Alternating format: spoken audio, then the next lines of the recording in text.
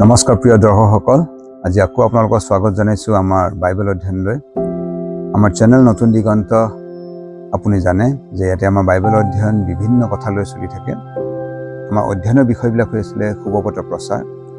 আজিৰ যি বিষয় লোৱা হৈছে, আপুনি মোৰ ওচৰ চুবুৰীয়া হ'বনে। আজি খণ্ডটো লোৱা হৈছে জোহনৰে লিখা শুভবাৰ্তা 1 অধ্যায় 9 পদৰ পৰা 14 পদ। ইয়াৰ স্ক্ৰিপ্টটো লোৱা হৈছে ৱৰ্ডছ অফ হোপ নামৰ মিনিষ্ট্ৰীৰ পৰা।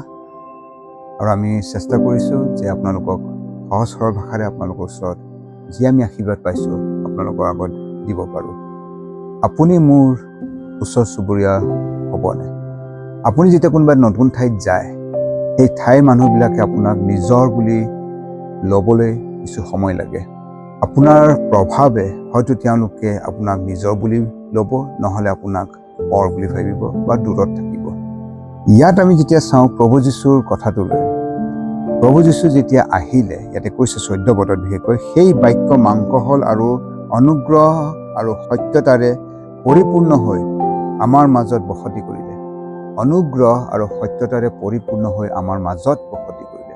এতিয়া ঈশ্বৰৰ পুত্ৰ প্ৰভু যীশু মানুহ সমাজত আহি বসতি কৰা কথাটো কোৱা হৈছে। তেওঁ আমাৰ ওচৰ চুবুৰীয়া, আমিও তেওঁৰ ওচৰ চুবুৰীয়া হৈ পৰিলোঁ। তেওঁ আমাৰ মাজত আহি বসতি কৰিলে। যেতিয়া বসতি কৰিলে, তেওঁৰ জীৱনত কি আছিলে বুলি কৈছে, সত্যতা আৰু অনুগ্ৰহেৰে পৰিপূৰ্ণ। তাৰপিছত লিখা আছে, তাতে পিতৃৰ একমাত্ৰ পুত্ৰৰ যি প্ৰভাৱ, উপযুক্ত যি প্ৰভাৱ, প্ৰভু যীশুৰ নাম তেওঁ যিজন হয়, সেই উপযুক্ত যি প্ৰভাৱ পাব লাগে, সেই একেবাৰে সেই প্ৰভাৱ আমি দেখিলোঁ।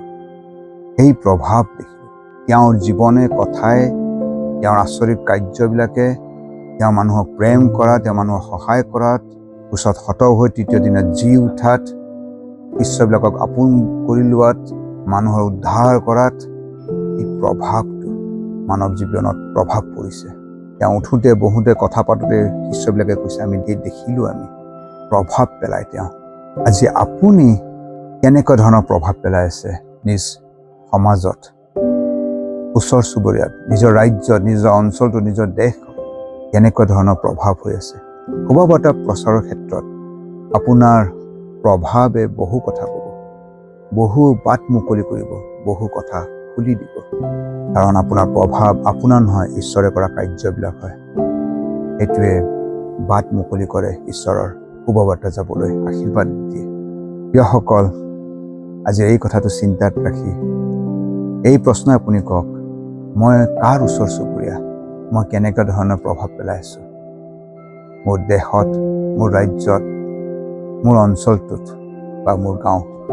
প্ৰাৰ্থনা যে আপোনাৰ প্ৰভাৱ, যি উপযুক্ত প্ৰভাৱ, প্ৰভুৰ সন্তানৰ যি প্ৰভাৱ, প্ৰভু যীশুৰ বিশ্বাসীৰ যি প্ৰভাৱ, ঈশ্বৰৰ আত্মাৰ পৰা জন্ম পোৱা লোকৰ যি প্ৰভাৱ, সেই প্ৰভাৱ, প্ৰভুৰ পৰা অহা প্ৰভাৱটো যেন মানুহে পায়, ওচৰ চুবুৰীয়া পায়। আজিলৈ ইমানে। মই বিকাশ শৰ্মা আপোনালোকৰ পৰা বিদায় লৈছোঁ। অহা খণ্ডবিলাকত আকৌ এনেকুৱা ধৰণৰ সৰু সৰু কথা আমি আলোচনা কৰিম শুভবাৰ্তা প্ৰচাৰৰ ক্ষেত্ৰলৈ। ধন্যবাদ প্ৰিয়সকল।